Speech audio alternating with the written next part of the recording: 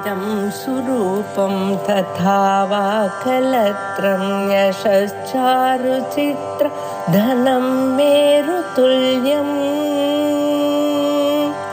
मनश्चेन लग्नं गुरोरङ्घ्रिपद्मे ततः किं ततः किं ततः किं ततः किम्.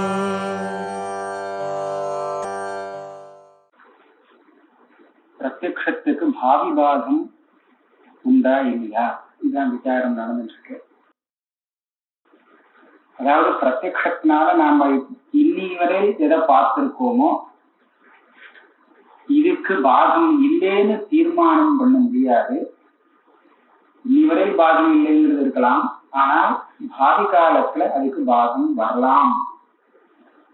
வரலாம்ங்கிறது நிச்சயமா சந்தேகமாங்கிறது ரெண்டு கட்சி. சந்தேகமா இருந்தால் கூட இந்த பிரத்யக்ஷத்தை நம்ப முடியாதுங்கிறது தீர்மானம். சித்திகாரர் சொன்னார் நிச்சயமே வந்துடும். எது பர்யந்தம் இந்த பிரத்யக்ஷம் இப்படியே இருக்கும்னு கேட்டா பிரம்ம சாட்சா்காரம் வர பர்யந்தம். அது வந்தாச்சுன்னா பிரத்யக்ஷம் மாறி போகும், இதுக்கு பாகம் வந்துடும் அப்படிங்கிறது தீர்மானமாக சித்திகாரர் சொன்னார்.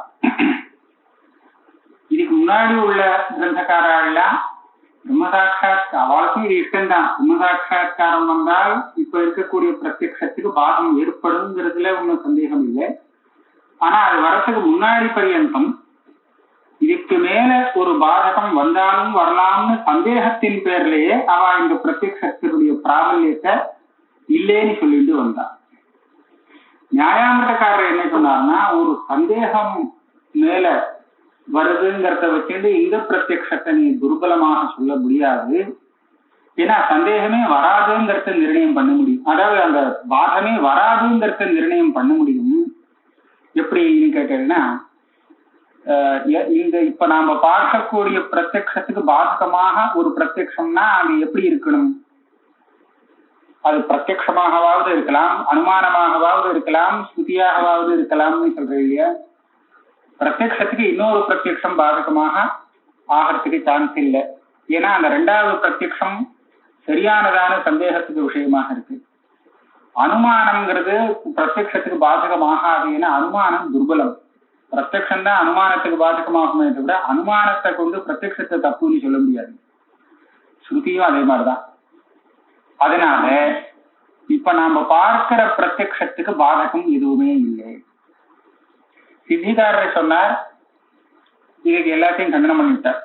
பாதகம் நிச்சயமாக உண்டு, பாதகம் வருமாங்கிற சந்தேகமும் நிச்சயமாக வரலாம். ஏன்னு கேட்டா, நீயே இன்னொரு பிரத்யக்ஷம் சந்தேகத்துக்கு விஷயமானதுன்னு சொன்னேன், அது ஒரு பிரத்யக்ஷம் தானே. அப்ப அது சந்தேகத்துக்கு விஷயமானால் இந்த பிரத்யக்ஷத்துல சந்தேகம் வராமல் போகுமா? நம்ம பார்க்கிற பிரத்யக்ஷம் தவறாக இருக்குமோங்கிற சந்தேகம் வர்றதுக்கு ஒன்றும் இடைஞ்சல் கிடையாது. அது சொன்னார். இன்னொன்னு, ஸ்ருதி பிரத்யக்ஷமோ அனுமானமோ விட்டுருக்கோம். ஸ்ருதி இதுக்கு விருத்தமான அர்த்தத்தை, பிரத்யக்ஷத்துக்கு விருத்தமான அர்த்தத்தை போதிக்கிறதுனால அந்த ஸ்ருதிக்கு அர்த்தத்தை மாற்றி வச்சுக்கணுமா இல்ல இந்த பிரத்யக்ஷத்தை தப்பாக வச்சுக்கணுமாங்கிற சந்தேகம் நிச்சயமாக வரும்.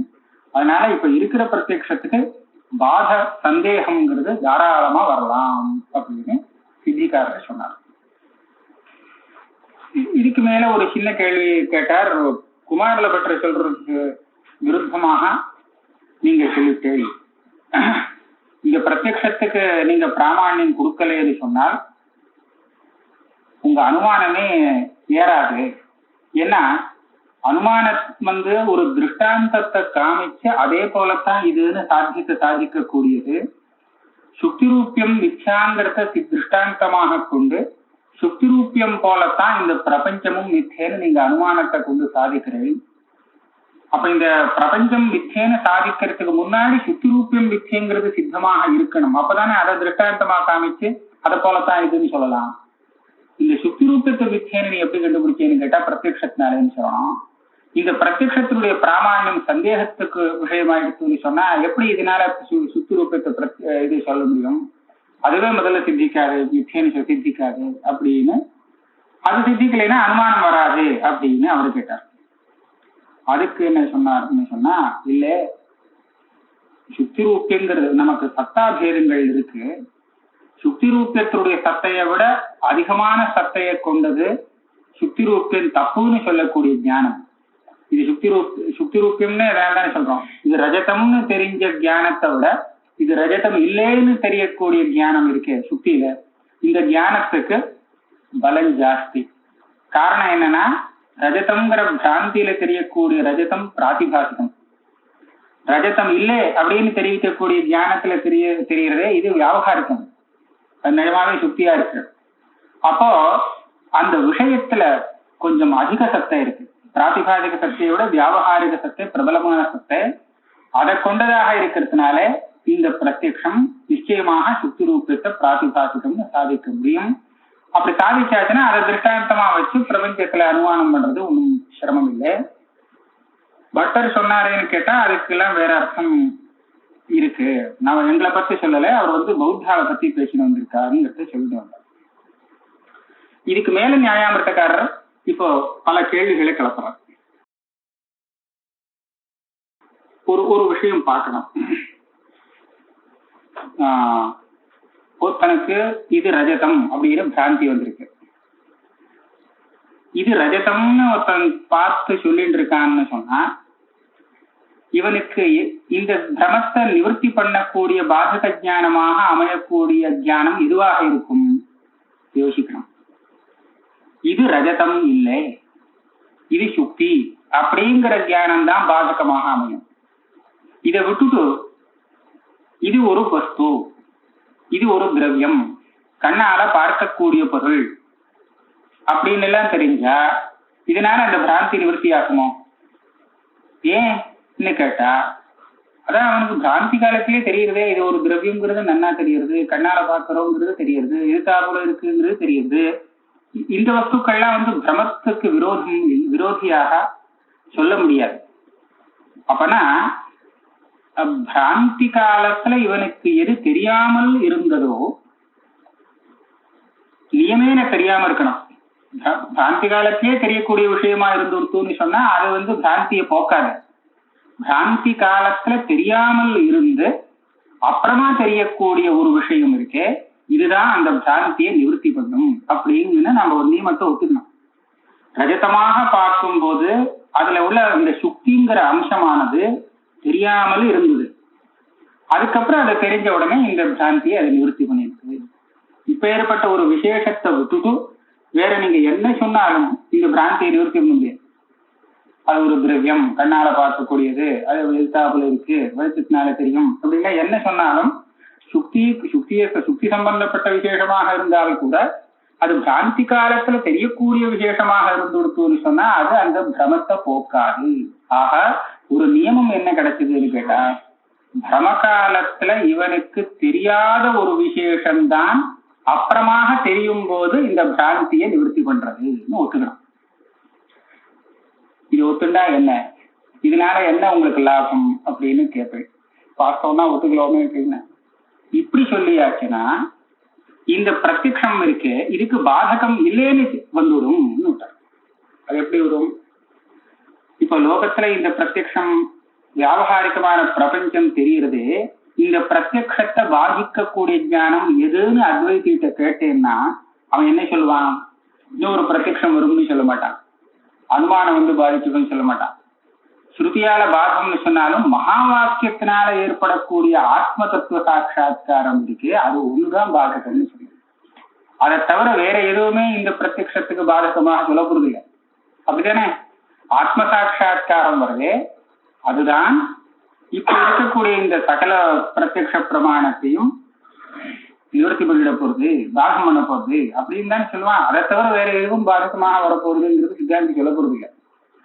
இப்ப இவர் என்ன சொல்றாருன்னா, அது ஒண்ணு பாதகம்னு நீ எதை சொல்றியோ அந்த சாட்சா்காரம் கூட பாதகம் ஆக முடியாது நீ சொல்லிட்டேன்னா அப்ப பாதகமே இல்லைன்னு ஆயிடும். நீ ஒன்னே ஒண்ணுதான் பாதகமாக சொல்றதுக்கு யோக்கியமான ஞானம் இருக்கு. அந்த ஒண்ணு கூட பாதகம் ஆகாதுன்னு நான் யுக்தியை கொண்டு சொன்னேன்னா அப்ப பாதகம் இல்லை, இப்ப உள்ள பிரத்யக்ஷத்துக்கு பாதகம் இல்லைங்கிறது தீர்மானம் ஆயிடும். அது எப்படி நீங்க சொல்றீங்கன்னு கேட்டால், மகா வாக்கியத்தினால ஏற்படக்கூடிய சாட்சா்காரத்துக்கு விஷயம் என்ன? வெறும் ஆத்மா தானே, ஒரு விசேஷமும் இல்லாத வெறும் ஆத்மான்னு சொல்லு. அந்த வெறும் ஆத்மா சொப்பிரகாசமாக எல்லா காலத்திலையும் பாதிக்கின்றது. அது பாதிக்காம இல்லவே இல்லை. பிரம காலத்திலையும் பாதிக்கின்றிருக்கு, பாத காலத்திலையும் பாதிக்கின்றிருக்கு. இதம் ரஜதம்னு பாதிக்கிறது அந்த ஆத்மா தெரியாம இவனுக்கு எப்படி ஒன்றும் பாதிக்க முடியாது. பிரத்யபாசா சர்வமிதம் விபாத்தின்னு இருக்கிறதுனால.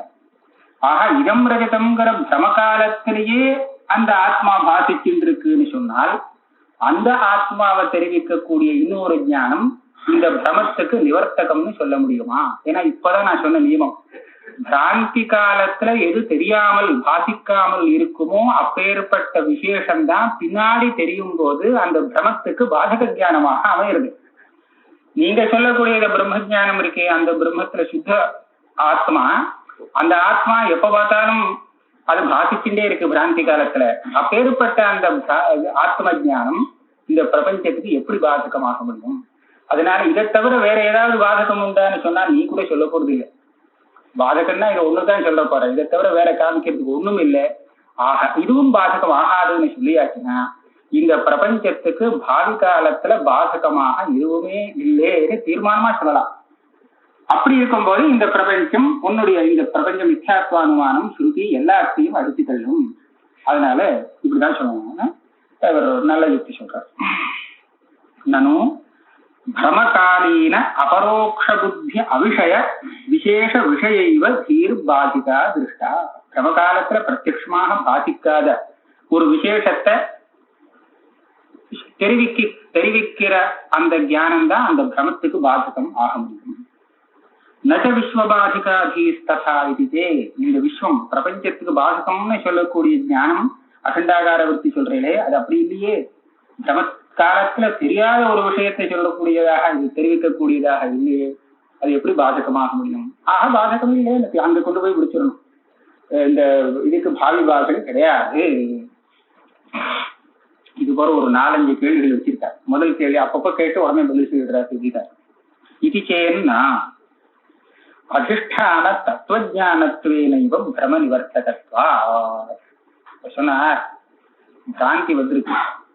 இந்த பிராந்திக்கு எது நிவர்த்தி பண்ணும்னு சொன்னால், பிராந்திக்கு எது அதிஷ்டானம்னு சொல்றோமோ, அதாவது எதுல நமக்கு மாற்றி ஒரு பிராந்தி ஏற்பட்டிருக்கோ அதான அதிஷ்டானம்னு சொல்றோம். அந்த அதிஷ்டானத்தினுடைய தத்துவம் தெரிஞ்சால் பிராந்தி நிவர்த்தியாகும். இதான் அது அந்த பிரம காலத்துல அது தெரியாமல் இருக்கணும், தெரிஞ்சிருக்கணும், அதெல்லாம் நான் ஒன்றும் சொல்ல முடியாது. பிரம காலத்துல அது பாதிக்கிறதோ பாதிக்கலையோ அதை பத்தி கவலை இல்லை. எது பிரமத்தை நிவர்த்தி பண்ணணும்னு சொன்னால் அது பிரமத்துக்கு அதிஷ்டானமானது எதுவோ அதனுடைய தத்துவத்தை தெரிவிக்கக்கூடிய ஞானமாக இருக்கணும். அப்படி இருந்ததுன்னா அது இந்த பிராந்திய போகுது. இந்த சுக்தி இருக்கு பாத்தீங்களா, சுக்திங்கிறது தான் அந்த இடத்துல அதிஷ்டான தத்துவம். சுக்தியை பார்த்து ரஜதம்னு இவன் நினைச்சிட்டு இருக்கான்னு சொன்னா அப்ப சுக்தி தெரியல, அந்த சுக்தி தான் அதிஷ்டான தத்துவம். அது தெரியாம இருக்குங்கிறது இருக்கட்டும், அப்புறமா அது தெரியும் போது இந்த பிராந்தி நிவர்த்தி ஆயிடும். இதே மாதிரி இங்க எப்படின்னு கேட்டா, மாயோபகிதமான இந்த சைத்தன்யம் இருக்கு. இந்த சைத்தன்யம் சமஸ்த பிரபஞ்சத்துக்கும் அதிஷ்டானமாக இருக்கு.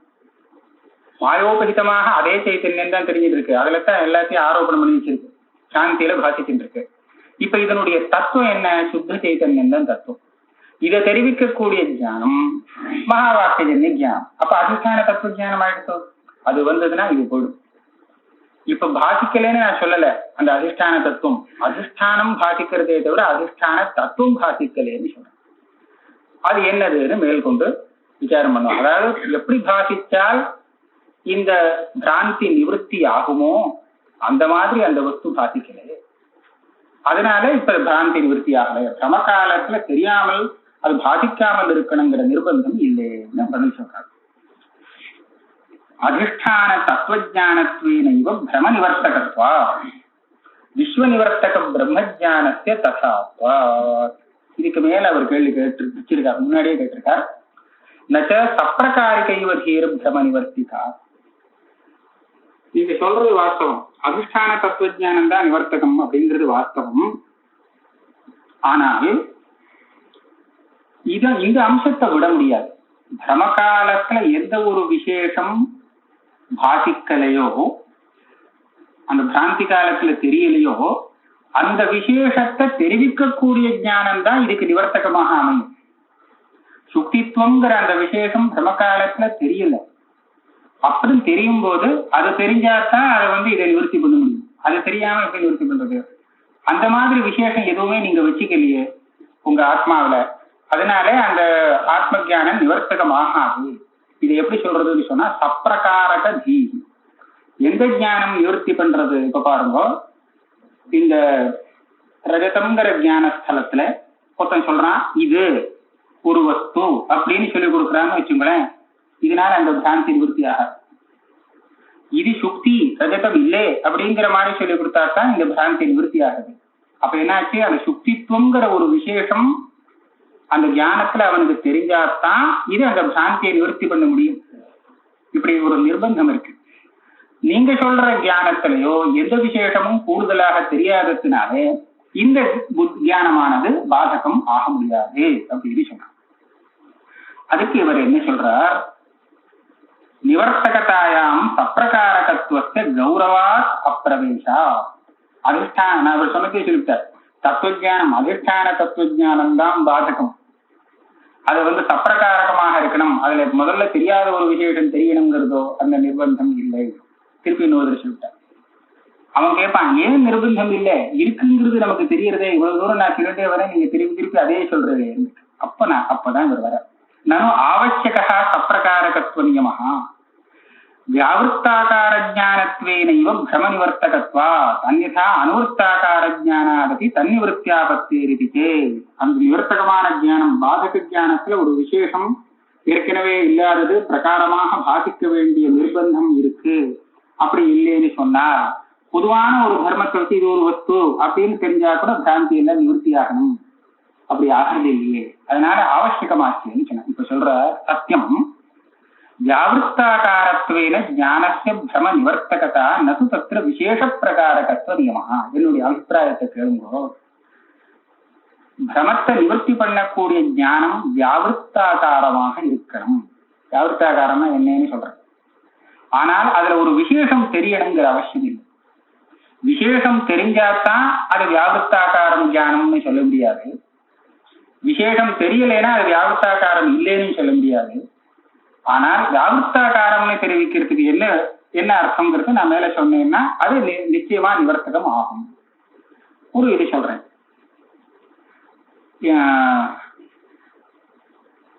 இதம் ரஜதம்னு பிராந்தி இருக்கு.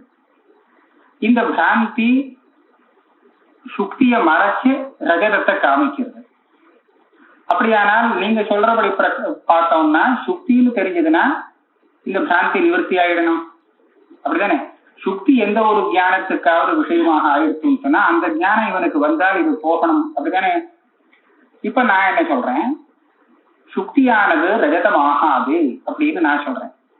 எல்லாம் அவங்ககிட்டே கேட்கிறேன், சுக்தி ரஜதம் ஆகுமா அப்படின்னு கேட்டா சுக்தி ரஜதம் ஆகாதுன்னு பழிச்சுன்னு சொல்றான் அந்த பிராந்தன். இப்ப இவனுக்கு சுக்தி தெரியாமல் இருக்குன்னு சொல்ல முடியுமா? சுக்தி தெரியலைன்னா சுக்தி ரஜதமாகாதுன்னு சொல்ல தெரியுமா அவனுக்கு? அதனால அவனுக்கு நன்னா தெரியும், சுக்தியை பத்தி நன்னா தெரியும், சுக்தி ரஜதமாகாதுன்னு தெரியும். அப்ப சுக்தித்துவம் எல்லாம் தெரிஞ்சிருந்து இவனுக்கு ஏன் எப்படி இந்த சுக்தியை பார்த்து இது ரஜதம்ங்கிற பிராந்தி வந்தது? ஆஹா, இவனுக்கு சுக்தித்துவம் தெரியாதுன்னு சொல்ல முடியாது. இந்த பிராந்தனுக்கு சுக்தியை பத்தி நன்னா தெரியும், சுக்தி ரஜதம் ஆகாதுன்னு தெரியும், எல்லா விஷயமும் தெரிஞ்சிருக்கு. ஆனாலும் இவனுக்கு பிராந்தி வருதுன்னு சொன்னால் இதுக்கு காரணம் அவனுக்கு சுக்தி தெரியாததுன்னு சொல்றது முதல் தப்பு. நீங்க இதுவரையில் என்ன வச்சுன்றதுன்னா சுக்தி தெரியாததுனால அவனுக்கு இப்படி வந்தது. அதனால அப்போ தெரியாத இவனுக்கு பிரமகாலத்துல தெரியாத அந்த சுக்தி தெரிஞ்சு கொடுத்தோம்னா பிராந்தி நிவர்த்தி ஆகும்னு சொன்னதே அது ஆட்டம் போச்சு. அது கிடையாது. இப்போ அப்ப எப்படி நிவர்த்தி ஆகிறதுன்னு கேட்டால் எந்த வஸ்துவில உங்களுக்கு அந்த பிராந்தி வந்திருக்குன்னு பார்க்கணும். இந்த வஸ்து சுக்தின்னு அவனுக்கு தெரியுமா? தெரியாது. இப்போதைக்கு அவன் இது ரஜதம்னு தான் வச்சுட்டு இருக்கான். அப்படிதான் பார்த்துட்டு இருக்கான். எதுல அதுதான் வியாவிருத்தாகாரம்னு சொல்றது. சுக்தின்னு சொன்னோம்னா அவன் பொதுவா இதை தவிர எத்தனையோ சுக்தி எல்லாம் பொதுவான ஒரு விஷயத்த சொல்லக்கூடியதாக ஆச்சு. அந்த சுக்தி தெரிஞ்சா மாத்திரம் போறாது, இது என்னன்னு சொல்லணும். இது சுக்தி, இது ரஜதம் இல்லை அப்படிங்கிறது தான் அவனுக்கு தெரியும். அப்ப எந்த ஒரு வஸ்துவில பிராந்தி ஏற்பட்டிருக்கோ குறிப்பிட்டு அந்த வஸ்துவை அப்படி இல்லைன்னு தெரிவிக்கக்கூடிய ஒரு ஞானம் வந்தால் அது பிராந்தியை நிவர்த்தி பண்ணணும் தான் நீங்க சொல்லணும். வெறும் சுத்தி தெரியறது தெரியலங்கிறதுலாம் இல்லை. அப்படி பார்க்கும்போது அந்த வஸ்துவை தெரிவிக்கக்கூடிய ஞானம் அது ஒரு பிரகாரத்தோட சேர்ந்து இப்ப தெரியாத ஒரு விசேஷத்தை தெரிவிக்கக்கூடியதாக இருக்கணும்னு ஒண்ணு நியமமும் கிடையாது. இதை என்ன சொல்றதுன்னா வியாவிருத்தாகாரம்னு சொல்றோம். அது என்னது வியாவிருத்தாகாரம்ங்கிறத இப்ப நிரூபணம் பண்றார். அப்படி இருந்ததுன்னா அதனால பிராந்தி நிவர்த்தி ஆகும். வியாவிருத்தாகாரமா இல்லைன்னு சொன்னா பிராந்தி நிவர்த்தி கிடையாது. இப்ப வியாவிருத்தாகாரங்கிறது என்ன? ததாகி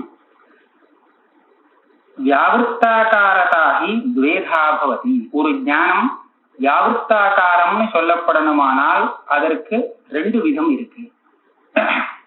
விசேஷணாத் உபலக்ஷணாச்ச. அந்த வஸ்துவில ஒரு விசேஷம் அதிகப்படியாக தெரிகிறது, விசேஷணம்னு ஒண்ணு. இது ஒரு விதமான வியாவிருத்தாகார ஜானம். இன்னொரு வியாவிருத்தாகார ஜானத்துல அந்த விசேஷம் எதுவுமே இல்லை, உபலக்ஷணத்தினால வியாவிருத்தாகாரம்னு ரெண்டாவது இருக்கா. விசேஷணாத் வியாவிருத்தாகாரம், உபலக்ஷணாத் வியாவிருத்தாகாரம். அப்படின்னா என்ன? இன்னும் புரியல, இன்னும் கூட அது புரியல. அந்த சொல்றேன், விசேஷணங்கிறது நமக்கு படிச்சுன்னு நிறைய புரியும். அதாவது தண்டமுள்ள மனுஷன், தண்டமுள்ள மனுஷன் அப்படின்னு நம்ம தெரிவிக்கும் போது அந்த தண்டங்கிறது தண்டமும் தெரிகிறது, அந்த மனுஷன் தண்டத்தோடு சேர்ந்த அந்த மனுஷனும் தெரிகிறான். நான் விசேஷமா ஒரு தேவதத்தன் யாரு அப்படிங்கிற அடையாளம் காமிக்கும் போது இந்த கையில வச்சுட்டு இருக்கானே, தண்டம் வச்சுட்டு இருக்கானே, அவன் தான் அப்படின்னு நான் விசேஷம் சொல்ல போது அவன் ரெண்டு சேர்த்து பார்த்து இதுதான் தேவதத்தன்னு கண்டுபிடிக்கிறான். அந்த தண்டம் மாத்திரம் அவன் கையில இருக்கலேன்னு வச்சுங்களேன், அப்ப அவனால நான் சொன்னாலும் புரிஞ்சுக்க முடியாது. கையில தண்டம் வச்சுட்டு இருக்கிறவன் தான் மனுஷன், அந்த தேவதத்தன் அப்படின்னு நான் சொல்லும் போது இதுக்கப்புறம் பார்க்கறதுக்கு அவனுக்கு அந்த அந்த தண்டை இருக்குங்கிறது தெரியணும். அப்படி தெரிஞ்சதுன்னா அது விசேஷனம். இது தெரியலன்னா எல்லாரும் தான் மனுஷாலா இருக்கா, ஒன்னும் குறிப்பிட்டு ஒரு வஸ்துவை அவனால கண்டுபிடிக்க முடியாது. இன்னொரு இது ஒரு பிரகாரம் இருக்கு. சித்த முன்னாடி வரையில் இத்தனை பேர்ல அவன் ஒருத்தன் கையில தண்டம் வச்சுட்டு இருந்ததை இவன் பார்த்திருக்கான். ஆனா அப்ப தேவதத்தனை பத்தி ஒன்னும் சிந்தை இல்லை. அதுக்கப்புறம் என்கிட்ட கேட்கும் போது நான் என்ன சொல்றேன்னா, கையில தண்டம் வச்சுட்டு இருக்கிறவன் அதே லட்சணத்தை சொல்றேன். ஆனா இப்ப அவன் இன்னொரு தடவை பார்க்கும்போது அவன் கையில தண்டம் இல்லை, தண்டத்தை எடுத்து வச்சாச்சு. ஆனா இப்பவும் அவன் கண்டுபிடிச்சு விடுறான் இதுதான் தேவதத்தன். ஏன்னா இதுக்கு முன்னாடி அவன் இவளாரும் இத்தனை பேர்ல இவன் ஒருத்தன் தான் தண்டத்தை வச்சுட்டு இருந்திருக்காங்கிறத அவன் பார்த்திருக்கான் இல்லையா. அப்படி பார்க்கும்போது அது அவனுக்கு ஞாபகம் இருக்கு. இந்த தண்டத்தை எடுத்து வச்சதுக்கு அப்புறமும் நான் தண்டம் கையில வச்சுட்டு இருக்கிறவன் தேவதத்தன் ஒரு லட்சணத்தை சொல்லும் போது கண்டுபிடிச்சு விடுறான் இந்த ஆள் தான் அப்படின்னு. இந்த இடத்துல அந்த தண்டம் என்ன ஆகுதுன்னா உபலட்சணமா இருக்கு. ஏற்கனவே விசேஷனம். இவன் தேவதத்தன்னு புரிஞ்சுக்கிற காலத்துல அதுவும் இருந்து காமிச்சு கொடுத்துட்டு இதுதான் தேவதத்தன்கிறத காமிச்சு கொடுத்தது. அப்படின்னா அது விசேஷனம்னு இருக்கும். இவன் தேவதத்தன்னு இந்த ஆளை புரிஞ்சுக்கிற காலத்துல அது இல்லாமலே இதுதான் தேவதத்தன்னு காமிக்கிறதுக்கு உபயோகப்பட்டுதுன்னா அப்ப அதுக்கு உபலட்சணம்னு பேரு. இந்த உபலட்சணமாக அந்த ஒரு வஸ்து இருக்கே, விஷயத்தை காமிக்கக்கூடிய வஸ்து, அந்த வஸ்துவானது எப்போதுமே அதுல தெரியணுங்கிற அவசியம் இல்லை. அந்த உபலட்சத்தை காமிச்சு கொடுக்கிற காலத்துல அதுவும் சேர்ந்து தெரியணுங்கிற அவசியம் இல்லை. அது ஏற்கனவே இருந்ததுன்னு தெரிஞ்சா போதும். ஆனால் இந்த உபலட்சணம் ரெண்டு விதமாக இருக்கு. உபலட்சணம்ங்கிறது இன்னொரு தர்மத்துக்கு உபலட்சணமாக ஒரு சில இடத்துல அமையும், ஒரு சில இடத்துல நேரடியாக அந்த உபலட்ச ஸ்வரூபத்தை காமிச்சு கொடுக்கும். இப்ப நான் தேவதத்தன் சொல்ற இடத்துல இது நேரடியா தேவதத்த ஸ்வரூபத்தையே காமிச்சு கொடுத்தது. அந்த சமயத்துல அந்த தண்டம் அவன் கையில இல்லாட்டாலும் ஏற்கனவே இருந்ததுங்கிறது தெரிஞ்சதுனால தேவதத்த ஸ்வரூபத்தை அழகா இவன் புரிஞ்சுக்கிறதுக்கு அது காரணமாயிருக்கு. இது உபலட்சணம். இன்னொரு சில இடமும் இருக்கு. அங்க என்ன ஆகும்னு கேட்டா, நிறைய காக்கவத் தேவதத்த கிரகம் அப்படின்னு சொல்றான். தேவதத்தருடைய கிரகம் எதுன்னு தேடின்னு வந்துட்டு இருக்கான். எல்லா கிரகத்தையும் பார்த்துன்னு வந்திருக்கும் போது கண்டுபிடிக்க முடியல. அப்ப ஒருத்தன் சொல்றான் காக்கா உட்கார்ந்து இருக்கிறது தான் தேவதத்தனுடைய கிரகம் அப்படின்னு சொல்றான். இப்ப திரும்பி போகும்போது காக்கா கிளம்பி கொடுத்தோம். காக்கா கிளம்பி போனாலும் இந்த கிரகத்துலதான் அந்த காக்கா கிளம்பி போயிருக்குங்கிறதுக்கு ஒரு சில அடையாளங்கள் இருந்திருக்கு. என்னமோ உத்துருணத்துவாதிகள் சொல்றாங்க. அந்த மேல ஏதோ புல்லுங்கள்லாம் முளைச்சிருக்கு, புல்லு முளைச்சிருக்கு, காக்கா அது மேல உட்கார்ந்து மேல கிளம்பி போயிருக்கிறதுக்கு அடையாளமா என்னன்னா இப்பதான் அது மேல திரும்பி தூங்குறது. காக்கா உட்காரும் போது அந்த புல்லுகள்லாம் கொஞ்சம் அமுகிது. இப்ப அது கிளம்பி போனோடனே திரும்பி தலையை தூக்குறது இல்லையா, இதை உற்று நிற்கும். இப்படி மேல வருது, ஓஹோ இந்த கிரகத்துலதான் காக்கா உட்கார்ந்து இருக்குங்கிறதுக்கு அடையாளமாக அதை வச்சுக்க வேண்டியது. அந்த அடையாளத்தை கொண்டு சரி இதுதான் தேவதத்த கிரகம்னு காமிச்சது. இப்ப என்னாச்சு, காக்காவை வச்சுட்டு நேரடியாக அவன் அந்த கிரகத்தை கண்டுபிடிக்கல. முதல்ல காக்காவிகளை தான் உட்கார்ந்துட்டு இருக்கணும் அப்படிங்கிறத கண்டுபிடிச்சான் இன்னொரு தர்மத்தை கொண்டு. இந்த திருணங்கள்லாம் அப்படி மேல தலையை தூக்குறத வச்சுட்டு உத்திருணத்துவாதிகளை வச்சுட்டு அதுக்கப்புறம் இதுதான் தேவதத்த கிரகம்னு கண்டுபிடிச்சான். இப்ப இப்பேற்பட்ட ஸ்தலத்துல உபலட்சணம் இன்னொரு தர்மத்துக்கு உபலட்சணம் ஆகி அப்புறம் அந்த விஷயத்தை காமிச்சு கொடுக்குறது. இந்த மாதிரி 2 விதம் இருக்கு. இதுல உபலட்சணமானது எப்போ விஷயத்தை வஸ்துவை தெரிவிக்குமோ அப்போ அது ஸ்வரூபோபலட்சணமாக இருந்தால் அந்த வஸ்து மாத்திரம் அதுல தெரியும், வேற எதுவும் அதிகப்படியாக தெரியாது. உபலட்சணம் இன்னொரு தர்மத்துக்கு உபலட்சணமாக இருந்து அதோட சேர்த்து வஸ்துவை தெரிவிக்கும் பட்சத்துலதான் அப்ப வேற ஒரு விசேஷமும் கூட தெரியும். வஸ்துவை தவிர இன்னொன்னும் தெரியும், புல்லெல்லாம் மேல வருது அப்படிங்கிறதும் தெரியும். இப்ப இந்த இடத்துல ஸ்வரூபோபலட்சணம் தர்மாந்தரோபலட்சணம் உபலட்சணத்தை 2ஆ பிரிக்கின்றார். அந்த தர்மாந்தரோபலட்சணம் எல்லாம் நீங்க சொல்றபடி இது எல்லாமே வியாவிருத்தாகாரம். கரெக்டா அந்த வஸ்துவை மாத்திரம் காமிச்சு கொடுக்கக்கூடிய ஞானம் வியாவிருத்தாகாரம். அந்த வஸ்துவை மாத்திரம் தெரிவிக்கிறதுக்கு காரணமாக இருக்கிறது ஒரு விசேஷணமாக இருக்கலாம், ஒரு உபலட்சணமாக இருக்கலாம். அந்த உபலட்சணத்துல இப்படி 2 விதம் இருக்கலாம். அதுல ஸ்வரூபோபலட்சணமாக இருக்கிற இடத்துல அந்த ஞானம் இருக்கே அது வெறும் வஸ்துவை மாத்திரம் கிரகிக்கும், அதை தவிர வேற எதையும் கிரகிக்காது. இந்த மாதிரி 3 இதை கொண்டு வர. இப்ப பிரகிருத ஸ்தலத்துல இந்த ஆத்ம ஜானம்ங்கிறது இருக்கே, மகா வாக்கியத்தினால வரக்கூடிய ஆத்ம ஜானம். இந்த ஆத்ம ஜானத்துல ஆத்மாவுல எந்த விசேஷத்தையும் அது தெரிவிக்கல. இருக்கிற விசேஷத்தெல்லாம் இல்லாம பண்ணிடுச்சு, எல்லாம் இல்லைன்னு சொல்லிட்டு விசேஷம் இல்லைங்கிறது தான் தெரிவிக்கிறது. ஆனால் விசேஷம் இல்லைன்னு தெரிவிக்கிறதோ இல்லையோ அந்த விசேஷங்கள் எல்லாம் உபலட்சணமாக இருந்தது, ரூப உபலட்சணமாக, விசேஷ அபாவம். இது எப்படி சொல்றதுன்னு கேட்டா, துவைதாபாவ உபலட்சித பிரம்ம நிர்விகல்பக நிச்சயம் அப்படின்னு சொல்றார். எந்த துவைத்தமும் இல்லை அப்படின்னு எதுல இல்லையோ அது தெரிஞ்சுக்கணும். அதை தெரிவிக்கிறது இது. துவைதாபாவத்தோடு கூடின பிரம்மத்தை தெரிவிக்கிறது நான் சொல்லல. காக்கா உட்கார்ந்த கிரகம் காக்காவோட சேர்ந்து இருந்தா தான் அந்த கிரகம்னு சொல்லல. அது தேவதத்த கிரகம்னு சொல்லல. காக்கா போனாலும் கிரகம் தான். தேவதத்த கிரகத்தை மாத்திரம் நாம் பார்க்கணுமே தவிர காக்காவை பார்க்க வேண்டியதில்லை. காக்கா இப்ப தள்ளிடலாம். அது போல துவைதமே இல்லாத ஸ்வரூபம் அப்படின்னு சொல்லும் போது ஸ்வரூபத்தை தான் எடுத்துக்கிடமே தவிர அந்த துவைதம் இல்லாதங்கிற அம்சத்தை தள்ளலாம். அந்த காக்கா ஸ்தானத்துல துவைத அபாவத்தை வச்சுக்கணும் உபலட்சணமாக. எந்த துவைத்தமும் இல்லாத ஸ்வரூபத்தை அது காமிக்கிறது அப்படின்னு சொன்னால் அந்த ஞானத்துல அந்த ஸ்வரூபம் மாத்திரம் விஷயமாகுமே தவிர துவைத்தம் இருக்கு இல்லைங்கிற துவைத்தம் கிட்டே வராது, அதுல விஷயமே ஆகாது. இதுதான் ஸ்வரூபோபலட்சண ஜானம்னு சொல்றது. இதுவும் ஒரு வியாவிருத்தாகார ஜானம். அப்பேற்பட்ட ஞானம் நிச்சயமாக பிரபஞ்சத்துக்கு பாதகம் ஆகலாம். ரொம்ப தோசை கொண்டு போய் இது கொண்டு விட்டார். அதாவது பிரமத்துக்கு எந்த ஞானம் பாதகம் ஆகலாம்னு சொன்னா அந்த ஞானம் எதுல உனக்கு பிராந்தி வந்ததோ நேரடியா அந்த வஸ்துவை வியாவிருத்தமா காமிக்கக்கூடியதாக இருக்கணும், பொதுவாக காமிக்கிறதாக இருக்கக்கூடாது. அதுக்குதான் வியாவிருத்தாகாரம்னு சொல்றது. அதுல விசேஷங்கள்லாம் பிரகாரமா விசேஷமா பாசிக்கணுங்கிறதெல்லாம் ஒரு நியமமும் இல்லை. அதை மாத்திரம் கரெக்டா தெரிவிக்கக்கூடிய ஞானமாக இருந்தாலும் போதும். அது சில இடத்துல பிரகாரத்தோடு கூடியதாக விசேஷத்தோட கூடியதாக இருக்கு, சில இடத்துல விசேஷம் இல்லாமல் நிர்விகல்பகமாக இருக்கு. அது எங்க அப்படி இருக்குங்கிறதுக்கெல்லாம் ஒரு விவஸ்தை பண்ணி வச்சிருக்காரு, தாற்பயத்தை வச்சுட்டு விவஸ்தை பண்றது. அந்த மாதிரி ஞானம் இருக்கிறதுனால மகா வாக்கியத்திலேருந்து உண்டாகிற ஞானம் நிச்சயமாக பிரத்யக்ஷத்துக்கு பாதகம் ஆகலாம். அதனால இந்த பிரத்யக்ஷத்துக்கு பாவி காலத்துல பாதம் உண்டுங்கிற நிச்சயம் ஏற்படுறது சொல்றாரு. இது வேணா இன்னொரு தடவை சொல்றாரு, அடுத்த வாரம் இன்னொரு விவரமா சத்தியம் வியாவிருத்தாகாரத்வேன ஞானஸ்ய பிரம நிவர்த்தகதா நது தத்ர விசேஷ பிரகாரகத்துவ நியமஹா. அந்த பிரம நிவர்த்தகமான பாத ஞானத்துல ஒரு விசேஷம் பிரகாரமாக பாதிக்கணுங்கிற நியமம் கிடையாது. ததாஹி வியாவிருத்தாகாரதாஹி துவேதா பவதி. இந்த ஞானம் பிராந்தியை நிவர்த்தி பண்ணக்கூடியதாக இருக்கணும் சொன்னா அதுக்கு அந்த வியாவிருத்தாகாரத்துங்கிற விசேஷம் இருக்கணும்.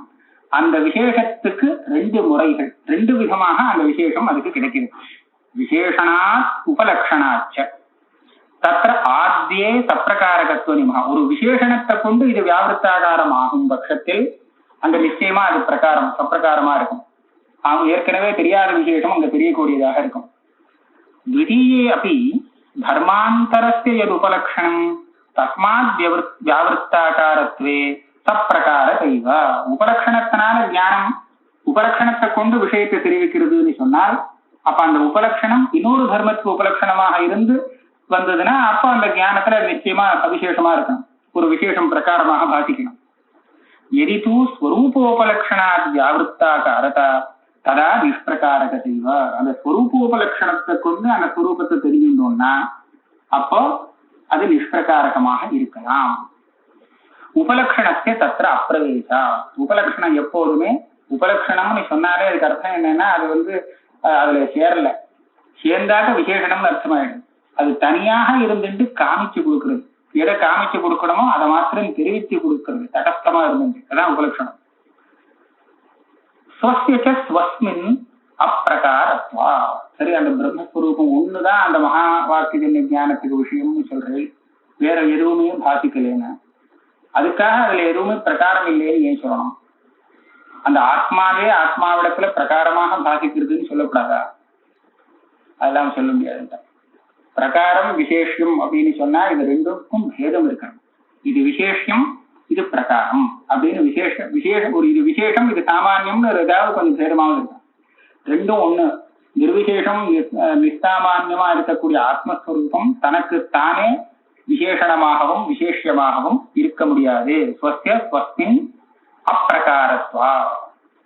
ஸ்வஸ்ய ஸ்வஸ்மின் அப்பிரகாரத்துவம் ஏன் வர முடியாது? வரலாம் போல இருக்கே அப்படின்னு கேட்டா, சர்வம் பிரமேயம் அப்படின்னா இது நான் தார்க்கிகான் சொல்லக்கூடிய ஒரு இது. லோகத்தில் இருக்கக்கூடிய எல்லா வஸ்துவும் ஒண்ணு கூட பாக்கி இல்லாமல் எல்லாமே பிரமேயம். பிரமேயம்னா பிரமேயத்துவங்கிற விசேஷத்தை உடையது.